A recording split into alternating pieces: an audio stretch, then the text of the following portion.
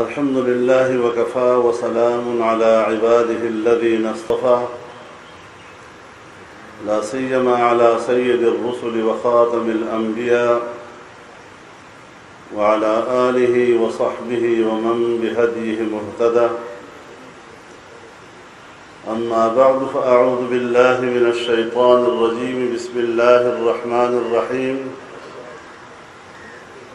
لقد من الله على المؤمنين إذ بعث فيهم رسولا منهم يتلو عليهم آياته ويزكيهم ويعلمهم الكتاب والحكمة وإن كانوا من قبل لفي ضلال مبين. صدق الله العظيم. گرامی قدر جناب سراج الحق صاحب، اکابرین ملت، زعمائے قوم، میرے بزرگوں، دوستوں اور بھائیوں،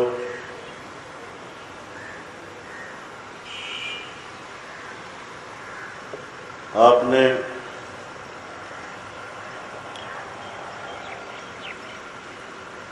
اکابرین کی گفتگو سنی،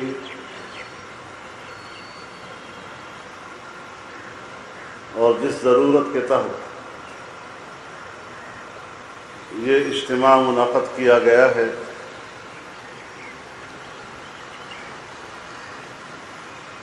اس پر انہوں نے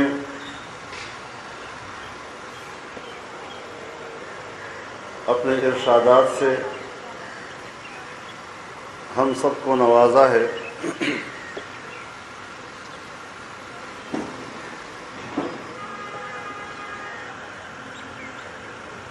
جن حالات سے پوری ملت اسلامیہ گزر رہی ہے، امت اسلام کو جن آزمائشوں کا سامنا ہے،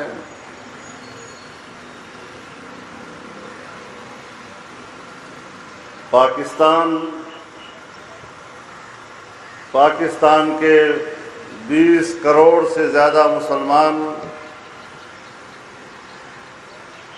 اور بالخصوص یہاں کا مذہبی طبقہ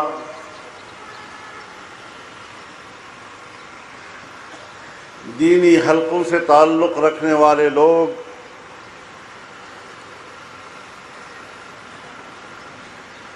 یقیناً اس جارحیت کا نشانہ ہے جس جارحیت کی قیادت امریکہ کر رہا ہے. پورا مغرب اس بات پر متفق ہے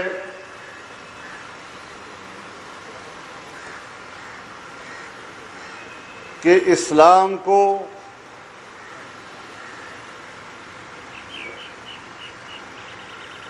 اور اس کے کردار کو اسلامی علوم، اسلامی تہذیب و تمدن اور اس کو فروغ دینے والے تمام اداروں کے کردار کو ختم کر دیا جائے یا کم از کم کر دیا جائے. دیکھنا یہ ہے کہ آخر وہ اسلام ان کا نشانہ کیوں؟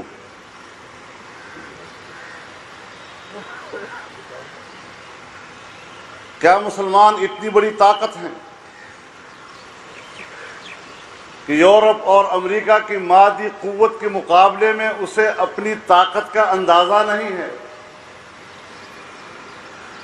اور اپنی اس کمزور پوزیشن پر رہتے ہوئے وہ پوری دنیا سے جنگ چھیڑنا چاہتی ہے؟ شاید عقل سلیم اس کو قبول کرنے کو تیار نہ ہو.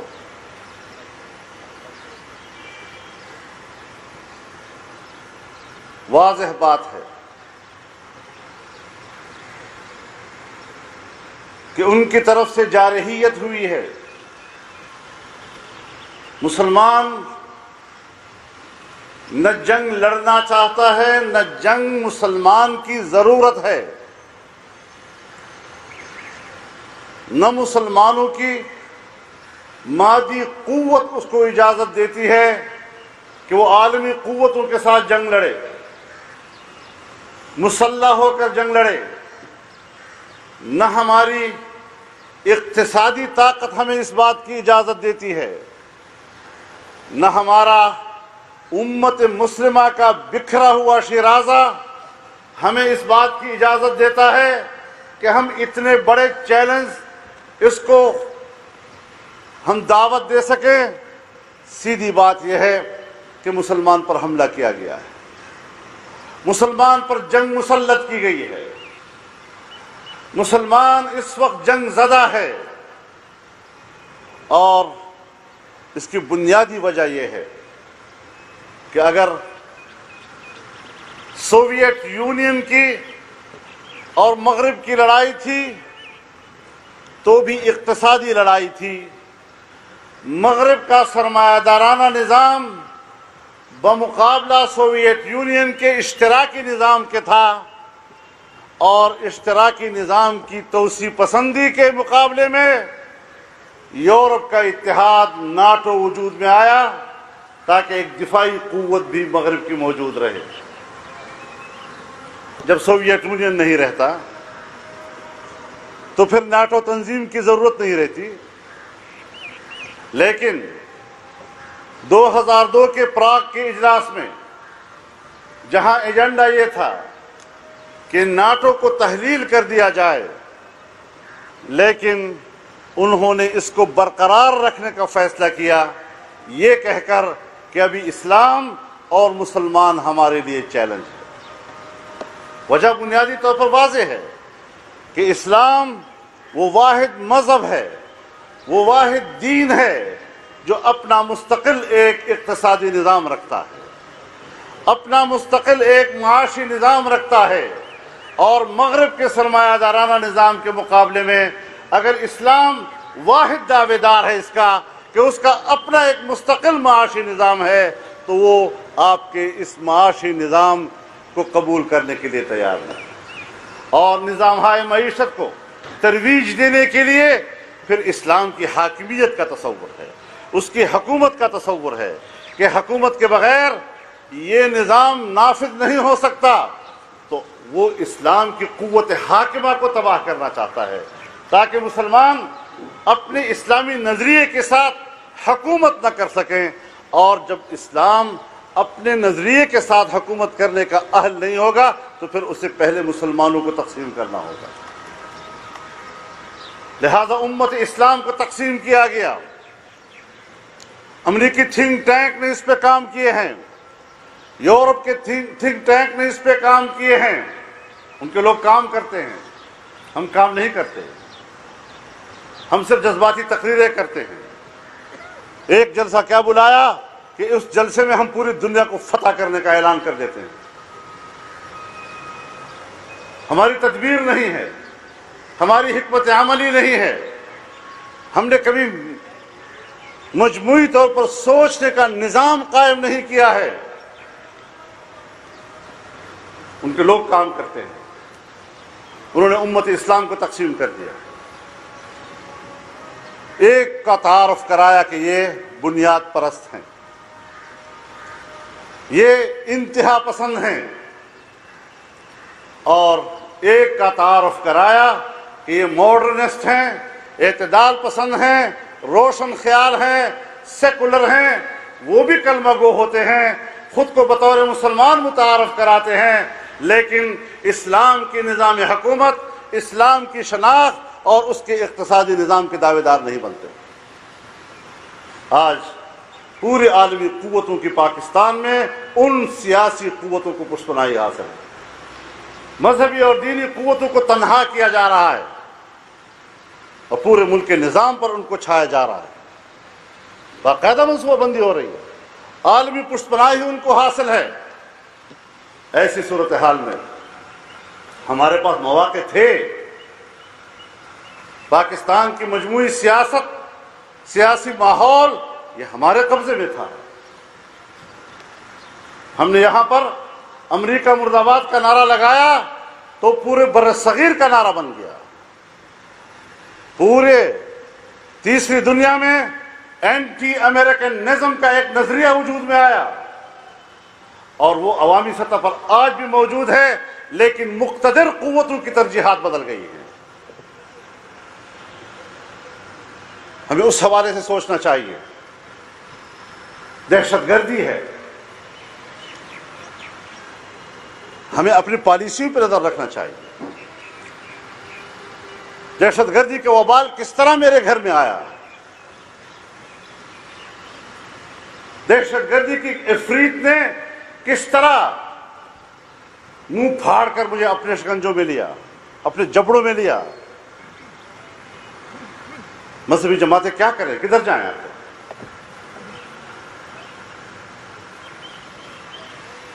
مذہبی جماعتوں نے آپ سے کہا ہم آپ کے ساتھ ہیں.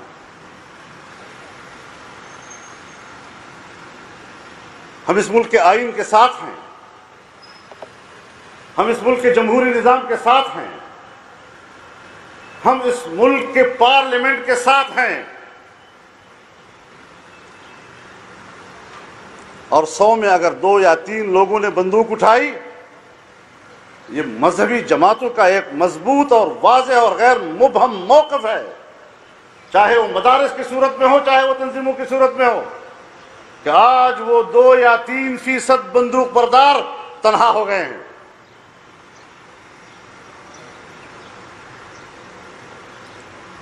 مدارس کا یہی موقف ہے، تنظیمات مدارس اسی موقف کے ساتھ ہیں، تمام دینی مدارس اور تمام تنظیمیں اور دینی جماعتیں اس ایک موقف کے ساتھ ہیں. اس کے باوجود جو ایجنڈا ہے اسی پہ آپ نے چلنا ہوگا کہ مذہبی جماعتوں کو بند گلی کی طرف لے جاؤ، اور جس وقت وہ احتجاج کریں آپ کہیں آپ دہشت گردوں کے ساتھ ہیں. جس وقت وہ احتجاج کریں آپ کہیں تم تو انتہا پسند ہو. مجھے آپ بتائیں،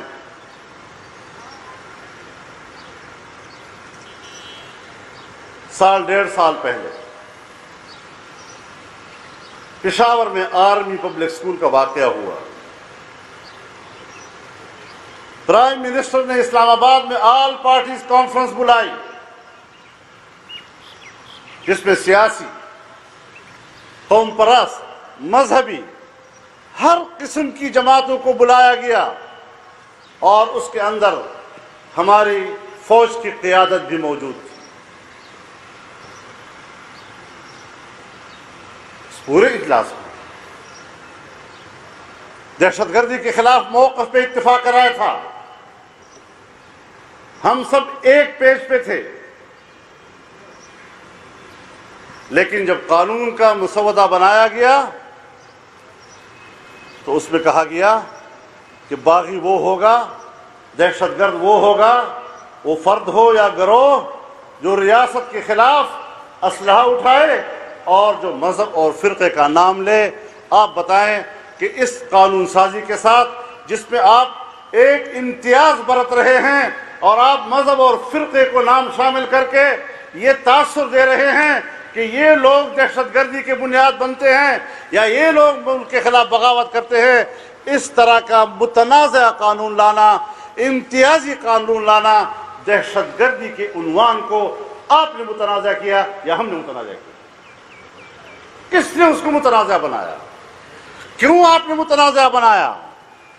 تو پھر ہم کیا سوچیں کہ واقعی آپ دہشت گردی کے خلاف جنگ لڑ رہے ہیں یا آپ دہشت گردی اور جدت اور پتہ نہیں کس کس عنوانوں سے مذہبی طبقے کو تنہا کرنا چاہتے ہیں، اور ہر قیمت پر آپ مذہب کی بات کرنے والوں کو وہاں کھڑا کرنا چاہتے ہیں جہاں پوری دنیا آپ کے ساتھ ہو اور مذہبی دنیا کے خلاف متحد ہو جائے؟ یہ سیاست کہاں سے آئی آپ کے پاس؟ یہ سوچ کہاں سے پیدا ہوئی یہ اتفاق رائے کو کیوں متنازع بنایا آپ نے؟ دہشت گردی کے خلاف ایک صف میں پوری قوم کھڑی تھی، آپ نے قانون سازی کر کے آخر قوم کو کیوں تقسیم کیا؟ سوال کرتے ہیں ہم لوگ آپ سے، ہمیں سوال کرنے کا حق حاصل ہے۔ دوسری بات یہ ہے، آج پھر پنجاب میں ایک قانون لایا گیا ہے، تشدد کے بارے میں قانون لایا گیا، گھریلو تشدد، خواتین کے تحفظ کا بل۔ آپ مجھے بتائیں کون سا شریف النفس اور سلیم الطبع انسان ہوگا جو گھر کی چار دیواری میں تشدد کا قائل ہو، مار پیٹ کا قائل ہوگا؟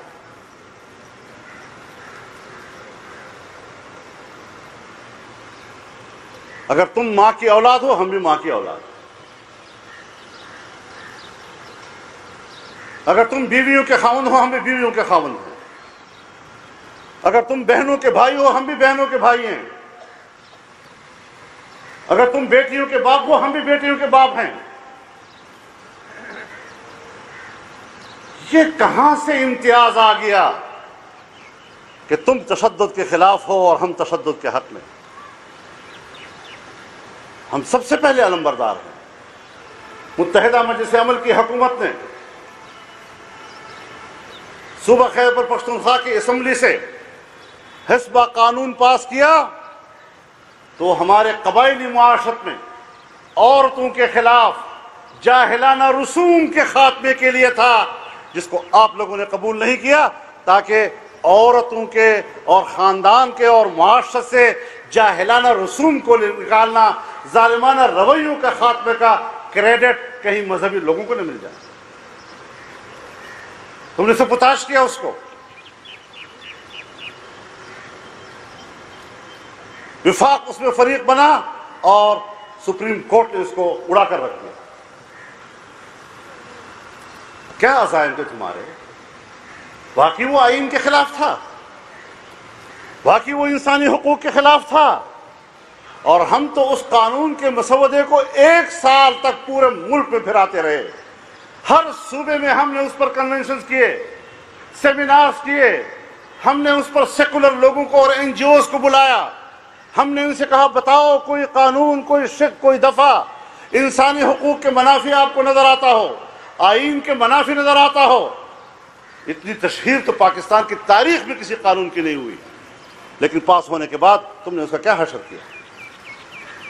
آج پنجاب اسمبلی سے جو حقوق نسوان کے نام سے قانون پاس ہوتا ہے، میں نے اس کا اردو ترجمہ پڑھا ہے، اردو ترجمہ جو سرکاری طور پر چھپا ہے، اسمبلی کی طرف سے چھپا ہوا، اس کے ماتھے پہ لکھا ہوا ہے خفیہ۔ یہ بل اسمبلی میں پیش ہونے سے پہلے میڈیا اور اخبارات کے حوالے نہیں کیا جائے گا۔ بتاؤ کیوں چھپایا آپ نے اس کو؟ کیوں پبلش نہیں کیا گیا؟ کیوں عوام کے نوٹس میں نہیں دیا گیا؟ سوائے فائنینشل بل، بجٹ کے کوئی دوسرا بل نہیں ہوتا جو پیش ہونے سے پہلے میڈیا کو جاری نہ کیا جائے۔ صرف ایک بل پیش کیا جاتا، نہیں پیش کیا، باقی سب پیش کیے جاتے ہیں، مشتہر کیے جاتے ہیں۔ یہ دوسری چیز ایسی مثال آئی کہ جسے ہمارے پارلیمنٹ سے اور ہمارے صوبے کے اسمبلی سے ممبران سے خفیہ رکھا گیا، عوام سے خفیہ رکھا گیا، میڈیا سے خفیہ رکھا گیا، اور یکدم سے اس کو پاس کرایا۔ اس میں کیا حکمت تھی آخر؟ اور یہ کون سا قانون ہے؟ اس کی ایک ہسٹری ہے، اس کی ایک تاریخ ہے۔ یہی قانون جو آج اس اسمبلی سے پاس ہوا، یہ ہمارے ملک کا قانون نہیں ہے، یہ بین الاقوامی ایجنڈے کے تحت پوری دنیا میں گھوم رہا ہے، پاس ہو رہا ہے۔ پہلی مرتبہ یہی قانون اسی الفاظ کے ساتھ، اسی تفصیل و تشریح کے ساتھ 1998 میں ساؤتھ افریقہ کی پارلیمنٹ نے پاس کیا تھا۔ یہی قانون 2005 میں بھارتی پارلیمنٹ نے دلی میں پاس کیا اور 2012 میں یہی بل ہماری قومی اسمبلی میں لایا گیا. ہم تھوڑے لوگ تھے لیکن جمعیت علماء نے اس کو چیلنج کیا, اور یہ میں آپ کو بتا دوں وہاں بھی خفیہ طور پر لایا گیا. پیش ہونے سے 1 گھنٹہ بلکہ آدھ گھنٹہ پہلے مجھے آگاہ کیا گیا.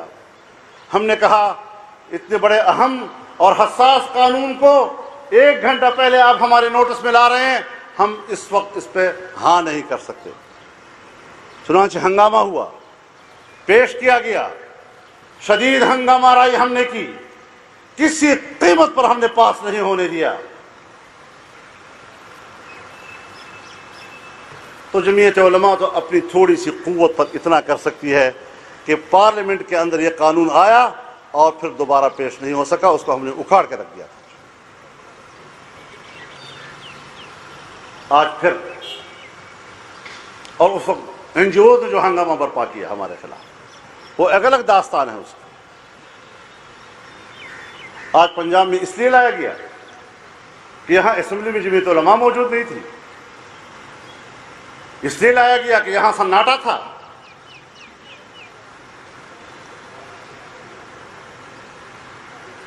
لیکن پاس ہونے کے باوجود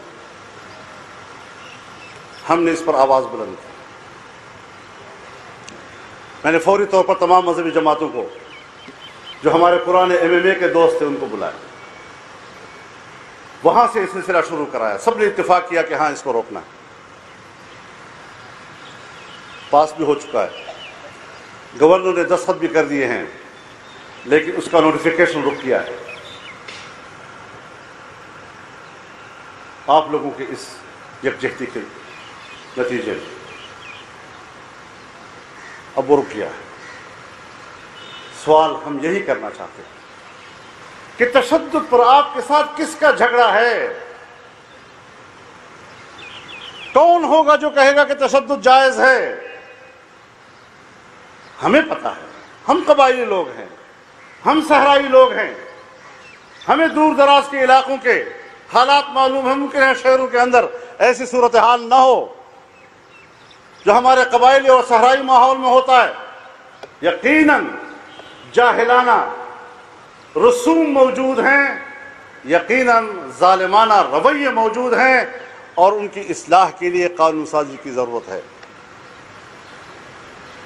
لیکن اگر ہم عمدن ایسا کام کریں کہ جس سے دنیا کو ایک میسج دیں کہ ہم تو عورت پر تشدد کا راستہ روکتے ہیں لیکن مولوی آڑے آ جاتا ہے, یہ جو آپ کی سوچ ہے یہ پھر ظاہر ہے کہ آپ کسی کی خدمت کر رہے ہیں تاکہ کسی بھی عنوان سے آپ مذہبی دنیا کو تنہا کر کے ایسی جگہ کھڑا کر دیں کہ دنیا کہے کہ شاید خدا نخواستہ یہ کہیں تشدد کے حق والے لوگ. کچھ انصاف کرو ہمارے ساتھ.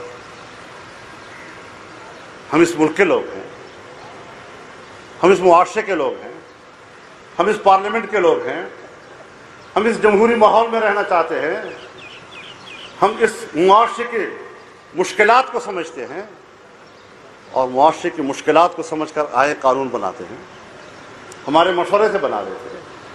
ہم آپ کو کہتے ہیں کہ قرآن کس طرح کا خاندان چاہتا ہے, قرآن کس طرح کا طرز معاشرت چاہتا ہے, آپ نے اس پر آنکھیں بند کر دی. ان چیزوں کو بھی ہم سمجھتے ہیں کہ آپ مذہبی طبقے کو کہاں کھڑا کرنا چاہتے ہیں. یہ کوئی سہوا نہیں ہو رہا, لیکن مشکل یہ ہے کہ ہم لوگ اسٹیج پر آ کر تو پوری دنیا کو فتح کرتے ہیں, لیکن ہمارا کوئی ایسا میکینزم نہیں ہے کہ جس میکینزم کے ذریعے ہم کچھ تدبیر و تدبر کا نظام حاصل کر سکیں. جناب رسول اللہ صلی اللہ علیہ وسلم نے تو فرمایا خذ الامر بالتدبیر فإن رأيت في عاقبته خيرا فامضه وإن خفت غيا فامسك.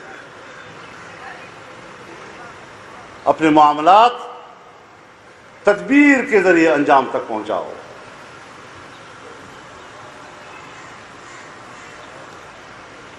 اگر آپ دیکھیں کہ ہاں اس کا انجام خیر ہے، کر گزرو، اور اگر آپ سمجھتے ہیں کہ اس میں نقصان ہو رہا ہے، انجام کار ٹھیک نہیں ہے، وہاں رک جاؤ۔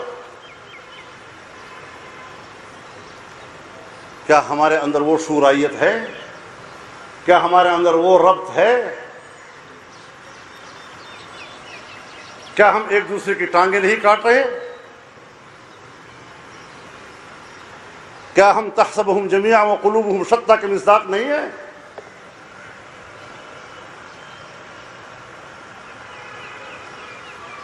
ثابت کرو کہ ہم ایک ہیں، بولو نہیں، ثابت کرو۔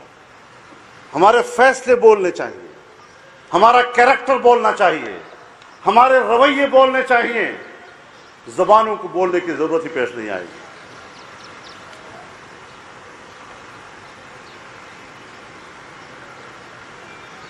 انسانی حقوق کی تنظیمیں بنی ہوئی ہیں دنیا میں، اقوام متحدہ کی انسانی حقوق کی تنظیمیں ہیں، جنیوا کنونشن کی انسانی حقوق کا چارٹر ہے۔ آج جو کچھ گوانٹانامو بے میں ہوا، کیا انسانی حقوق کے حوالے سے کسی تنظیم نے یہ کہا کہ کیا ہو رہا ہے؟ دنیا میں قیدیوں کے ساتھ کیا ہو رہا ہے؟ کیا تم لوگوں نے مسلمانوں کی آنکھوں کے سامنے قرآن کریم جیسی مقدس کتاب کو اپنے بوٹوں تلے نہیں روندا تھا؟ کیا تم نے اپنے ہاتھوں سے مسلمانوں کے آنکھوں کے سامنے قرآن کریم کو گٹر میں نہیں پھینکا تھا؟ کیا تمہارے کلیساؤں میں امریکہ میں قرآن کریم کو جلانے کی باقاعدہ تقریب نہیں منعقد ہوئی تھی؟ کیا ڈنمارک اور بیلجیم میں مسلمانوں کے مساجد پر حملے نہیں کیے گئے، ان کو جلا نہیں دیا گیا؟ کیا رسول اللہ صلی اللہ علیہ وسلم کے کارٹون اور خاکے نہیں بنائے گئے؟ کیا مسلمانوں کی زندگی میں ان کے ہوتے ہوئے تم نے رسول اللہ کی توہین نہیں کی؟ اور پھر کہتے ہو کہ مسلمان غصہ کیوں کرتا ہے؟ آج قومی اسمبلی میں ایک بل آ رہا ہے پارلیمنٹ کے اندر، غیرت کے نام پر قتل۔ ہم نے کہا پہلے یہ طے کرو کہ غیرت کے نام پر قتل کو روکنا ہے یا سرے سے غیرت کو پاک کرنا، تاکہ نہ رہے بانس نہ بجے بانس، غیرت ہی ختم کر دو۔ اگر ہم نے چند بکی ہوئی این جی اوز جو بین الاقوامی ایجنڈے پر ایک ایک قانون کے ڈالر کماتی ہے، ان کی مشاورت سے، ان کی تھنک ٹینکس کی بنیاد پر قانون سازیاں کرنی ہے، تو پھر آپ یہ آج طے کر لیں کہ پاکستان میں غیرت کے نام پر قتل کا راستہ نہیں روکا جائے گا، سرے سے غیرت کا نام و نشان ختم کر دیا جائے گا۔ آئیں علمی بنیاد پر اس کو سوچتے ہیں کہ غیرت کے نام پر قتل ہے کیا مسئلہ، غیرت کب ہوتی ہے، غیرت کے مواقع کیا ہوتے ہیں، اور ان مواقع کے اوپر شریعت کا حکم کیا ہے، ائمہ کرام ہمیں کیا رہنمائی دیتے ہیں قرآن و سنت کی روشنی میں۔ کوئی ضرورت نہیں ہے پاکستان میں اس بات کو سوچنے کے لیے۔ تو آپ بتائیں کہ یہ انسانی حقوق کے چارٹر ہیں یا انسانی حقوق کا ٹارچر ہے؟ پوری دنیا میں انسانی حقوق کا ٹارچر کر رہے ہو اور بنے ہوئے تم انسانی حقوق کے محافظ۔ ہمارے انسانی حقوق کا اس وقت سب سے بڑا دشمن مغرب ہے، جو انسانی حقوق کو پامال کرتا ہے اور مسلمان کی انسانی حق کو تو تسلیم ہی نہیں کرتا۔ ظاہر ہے ہم نے تو اس دن کہہ دیا تھا کہ ہاں ہمارے اندر اختلافات ہیں، مسلکی اختلاف بھی ہیں، لیکن امریکہ اور یورپ اب فرق نہیں کر رہا ہے کہ وہ کس مسلک سے تعلق رکھتا ہے اور کس سے نہیں۔ آؤ ایک پلیٹ فارم پر آ جاؤ، جب تک ہم مل کر ایک جسم بن کر مقابلہ نہیں کریں گے، پارا پارا کر کے ایک ایک کو ختم کر دیں گے۔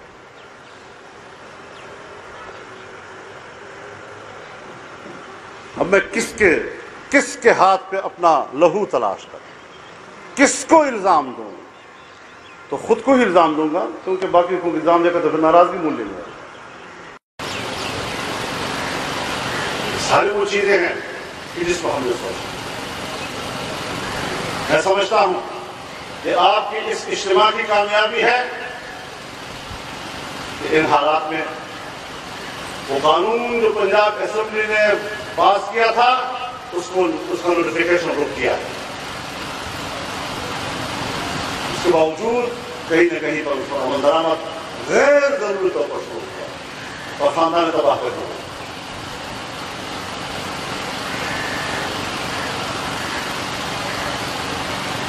اب حکومت پنجاب پہ کیا ہم بات کرنا چاہتے ہیں. وزیر اعلیٰ صاحب کہتے ہیں ہم بات کرنا چاہتے ہیں, جناب وزیر اعظم کہتے ہیں ہم بات کرنا چاہتے ہیں, آپ لائیں کرائیں. ہم پارلیمانی لوگ قانون سازی سے انکار نہیں کیا کرتے, لیکن پارلیمانی لوگوں سے چھپ چھپا کے قانون سازی کرنا, اور پھر ہم اتحادی ہیں اور ہمیں بھی آپ آگاہ نہیں کر رہے. احتجاج نہیں ہوگا تو کیا ہوگا؟ میں اپنے ساتھیوں سے رابطے میں ہوئی اس حوالے سے ہم بات کرنا چاہتے ہیں, لیکن سنجیدگی سے بات کی. اگر ہم ثابت کر دیں کہ آپ کا قانون اول سے لے کر آخر تک قرآن و سنت کے بخلاف, آئین پاکستان سے بھی متصادم اور ہمارے معاشرتی اقدار کی بھی منافی ثابت ہوا, تو پھر تو آپ کو یہ قانون واپس لینا ہوگا. بات چیت ہوگی. اگر آپ سمجھتے ہیں کہ آپ کا قانون غلط ہے, ہم آپ کو قانون بنا کر پیش کرتے ہیں, اس قانون کو لائیں اور آپ اس کو پاس کریں. اگر آپ سمجھتے ہیں کہ ہمارے قانون میں غلطیاں ڈھونڈو, ہم شکوار آپ کو آپ کی غلطیاں بتائیں گے کہ یہاں تم نے قرآن کی بھی مخالفت کی, حدیث کی بھی مخالفت کی, آئین کی بھی مخالفت کی, اور اپنے طرز معاشرت کی بھی مخالفت کی. آئیں بیٹھتے ہیں, بات کرتے ہیں, لیکن یہ بات واضح ہونی چاہیے کہ ہم بات کرنے کے حق میں, لیکن تحریک واپس لینے کے حق میں نہیں. ہماری رہبر کمیٹی وہ نگرانی کرے گی مذاکرات. اگر ہمارے